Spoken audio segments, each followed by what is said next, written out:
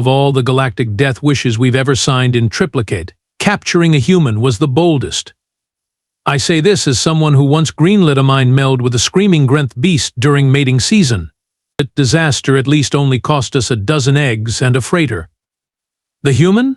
She cost us something far more painful, our pride. Let me introduce myself before this devolves into self-pity, though. To be clear, I'm entirely deserving of some. I am Commander Yul Thak, Logistics and Command Strategist of the Thrayan Empire's 7th Conquest Wing. 36 cycles of unblemished superiority. Not once had a prisoner escaped my facilities. Not once had a war turned because I sneezed in the wrong direction. And yet, then came her. Elara Quinn. Human. Female. 5 feet and some earth-measured nonsense tall. Spotted on a dust-blown conflict planet we were clearing out for resource conversion Ravix 9. She wasn't even in armor. Just standing there, hands on her hips, like she owned the battlefield. We thought she was a scout, maybe bait. If only. She took down an assault drone with a rock, not a plasma grenade. A rock. We assumed it was luck. 2 drones later, we assumed it was madness. By the time we finally got the net around her, 4 Thrayan officers were undergoing emergency trauma folding therapy. But we got her. Oh, we got her good. We strapped her down like she was a solar flare on legs. Neural dampeners, kinetic inhibitors, magnetic cuffs, 3 layers of energy field containment, and 1 bored-looking guard with a laser halberd. I was so proud of our efficiency, I filed the paperwork before she even reached orbit. What could go wrong? Oh, right. They brought her into the fortress like she was some ancient universe-ending artifact. You'd have thought we were parading a black hole on a leash. 6 gunships. A convoy of armored crawlers. 14 guards, elite guards, mind you, just to escort 1 unarmed human who looked like she'd just walked off a mid-tier backwater sitcom. And there she was. Elara Quinn, sitting in the middle of our most secure transport pod with a grin on her face and 1 eyebrow arched like we were the amusing part of her day. She had a bloody scratch on her cheek and dirt on her uniform, if you could call that thing a uniform. It looked more like rebellious gym wear, but her expression was pure mischief. The chains? Oh, you'd have loved the overkill. We slapped on high-grade Thal 7 kinetic dampeners, the kind we use for antimatter smugglers. Tossed in a psychic inhibitor headband, our latest model, mind you, plus full-body binding cuffs that sync with our internal security grid. Just in case she, I don't know, sneezed too hard. She jangled when she walked. Literally. And she had the audacity to whistle. As she was marched through the central hall, her eyes scanned everything. Not with fear. Not with admiration. Just casual interest. Like she was judging the feng shui. One of the engineers swore she winked at the auto turrets. We placed her in holding cell 3X, isolated, shielded, unbreachable. And right before the door closed, she turned to one of the guards, Officer Cran, poor twitchy thing, and said, "Hey, do these doom shackles come in pink?" Asking for a friend. Officer Cran dropped his clipboard, literally dropped it. Had to request medical leave an hour later for psychological destabilization due to non-hostile interrogation subject. We should have known then.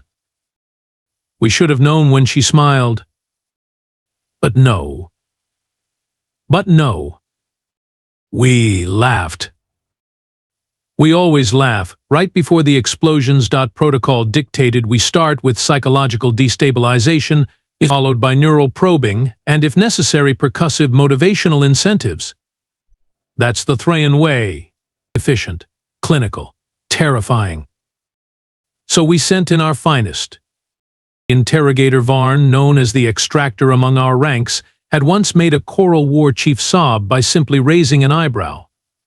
He entered cell 3X with a data slate, a frown, and a reputation carved in dread. He exited 20 minutes later, biting his own knuckles, muttering something about childhood abandonment issues and the color yellow.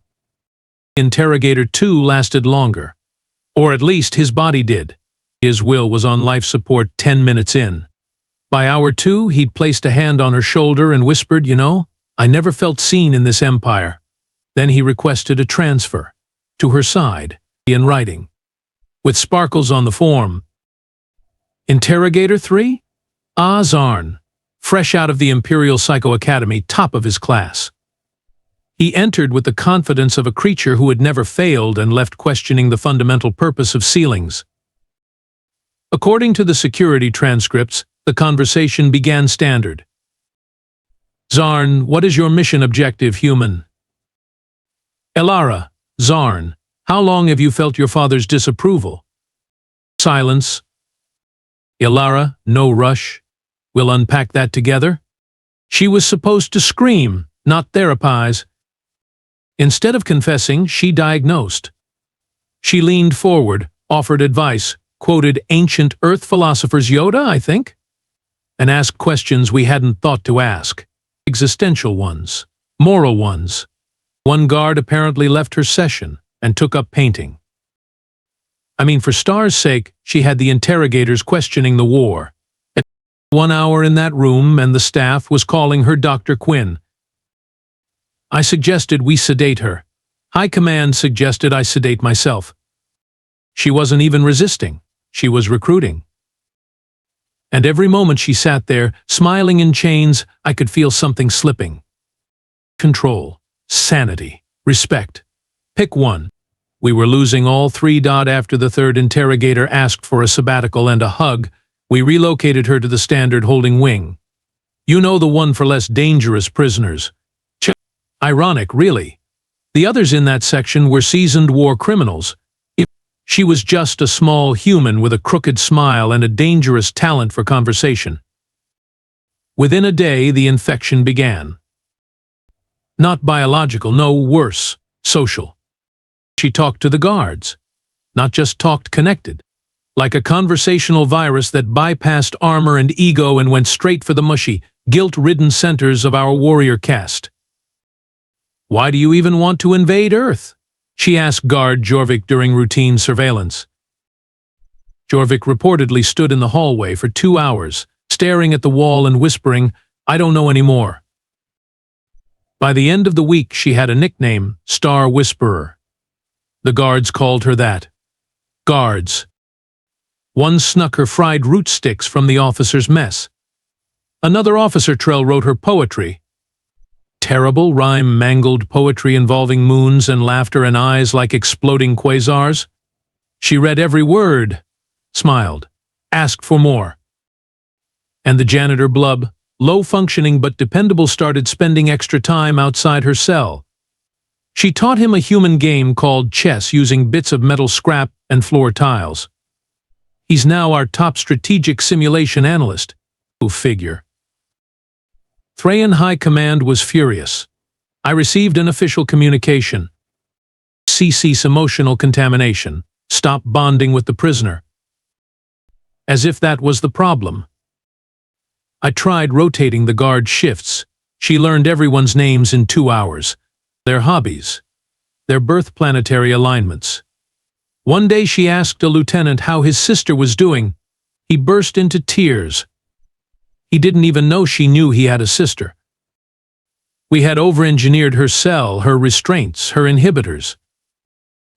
But we hadn't accounted for the oldest human weapon of all, empathy with sarcasm. We thought we'd seen everything. We had not seen a chained prisoner spark a full-scale riot by doing absolutely nothing. It started during routine rations. Cell block D12 had the usual grumbling ration paste again, slightly more purple than yesterday. But someone shouted, "This is what Elara warned us about." And then boom, riot. I checked the footage. She hadn't moved. She was sitting cross-legged on her cell floor, sipping water like she was on a spa day. Chains still on. But apparently she'd been talking, planting seeds, asking prisoners about justice and self-worth, and Star's hope. Hope. Prisoners flooded the corridor. Not to escape, not to kill. They were demanding better treatment for her. We follow Elara Quinn. Someone screamed before headbutting a door panel. Our soldiers were deployed within minutes. Orders: contain, suppress, remind everyone who's in charge. Standard stuff. But then something went wrong. The soldiers hesitated. I watched in horror as the front line lowered their weapons. One even shouted, "Let's hear her out." What? During an armed riot? She was chained, for Christ's sake. She couldn't even stand without jingling like an antique bell. Then it got worse. Way worse. The elite guard Marek, top 3% in loyalty, fanatically trained, a walking muscle sculpture, approached her cell. I braced for a stun blast. Instead, he dropped to one knee and said, "I pledge myself to Elara Quinn." Out loud, on camera. Another followed. Then two more. One removed his helmet and said, "She made me laugh." I hadn't laughed in years. I nearly swallowed my own tongue. These weren't rebels. These were our people, folding like cheap battle flags in a solar storm. And there she sat, still chained, still smiling. Like this was just another Tuesday. I slammed my claws on the console. "What part of enemy do you not understand?" The console responded with a beep. Apparently it didn't understand either. Let the record show, she did not escape. There was no explosion, no breached walls, no hacked security codes or smuggled tools or emergency teleport. The cell doors opened. That's it. They just opened. From the inside. I watched it all from the control deck, slack-jawed and blinking in disbelief like a rookie technician staring at their first paradox core. One moment, holding cell 3X was sealed under 14 redundant lockdown protocols. The next, it chimed politely and slid open like a hotel suite. And out walked Elara Quinn. Still in her chains. She hadn't even bothered to take them off. No, she wore them draped over her like jewelry, clinking with every step, wrists lightly bound but hands free, because apparently she decided physics was optional now. Behind her came the others. A force of Thrayan soldiers, former prisoners, maintenance crew. Even Blub the janitor, proudly carrying a mop like it was an ancestral weapon. Dozens of beings, from every tier of our security structure, all walking behind a chained human girl with a crooked smile and unshakable confidence. She passed by auto turrets. They didn't fire. She passed our command checkpoint. The guards stepped aside. She walked through 5 layers of defense like she was touring a buffet. Someone finally had the nerve to speak, stammering. "Elara, how did you get out?" She stopped, turned, gave that damn smile again. "I didn't break out," she said, voice smooth as smug. "They invited me." And they nodded, like it was the most natural thing in the galaxy. I gripped the railing, claws digging deep. She walked out of a max security compound like it was a brunch. No alarms, no gunfire, just polite nods and soul-crushing betrayal. I issued the recall order. No one answered. Because by then she wasn't a prisoner. She was a leader. In chains. Leading our people. And I, Commander Yulthak, veteran of 36 campaigns, slayer of insurgents, orchestrator of siege-level logistics, stood there, completely helpless, watching a 5-foot-tall. It wasn't just the fortress. It wasn't just the soldiers. It was the whole damn war. We thought we were fighting humans, flesh, blood, primitive weapons, laughable ships. What we were actually fighting was something far more dangerous. An idea. Elara Quinn didn't march across planets with tanks or orbital cannons. No, she walked with people, our people, who followed her not out of fear but choice. Voluntary treason. Cheerful defection. Like treachery was the latest fashion trend and she was the galactic influencer of the year. We tried to fight back, issued directives, launched counter-propaganda, posters, broadcasts, sternly worded slogans. Didn't matter. Thrayan troops began refusing to fire on Elara's forces. said she spoke truth, that she listened. One platoon reportedly laid down their weapons after she waved at them from a hovercraft and shouted, "We've got better snacks." It wasn't a joke. They actually had better snacks. Entire colonies switched sides without a shot fired.